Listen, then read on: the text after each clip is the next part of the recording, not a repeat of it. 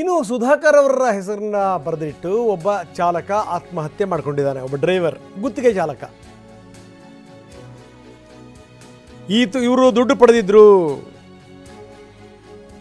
ನನಗೆ ವಂಚನೆ ಮಾಡಿದ್ರು, ಹೆಸರು ಬರೆದಿಟ್ಟು ಆತ ಸತ್ತಿದ್ದಾನೆ.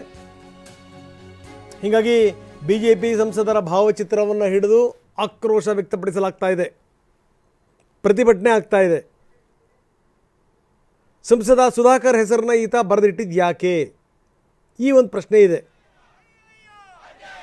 ನಿಜಕ್ಕೂ ಇವ್ರಿಗೇನಾದರೂ ವಂಚನೆ ಆಗಿದೆಯಾ?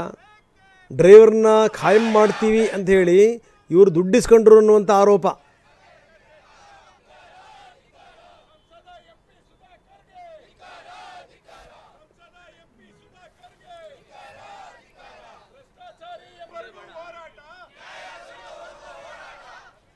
ಒಂದು ಕಡೆಗೆ ಆತನ ಕಳ್ಕೊಂಡು ಆಕ್ರಂದನ ಮುಗಿಲು ಮುಟ್ಟಿದೆ, ಇನ್ನೊಂದು ಕಡೆಗೆ ಪ್ರತಿಭಟನೆಗಳು ಕೂಡ ಆಗ್ತಾಯಿವೆ. ಮೃತಪಟ್ಟಂಥ ವ್ಯಕ್ತಿ ಬಾಬು, ಆ ಬಾಬು ಫೋಟೋನ ತೋರಿಸ್ತಾ ಇದ್ದೀವಿ.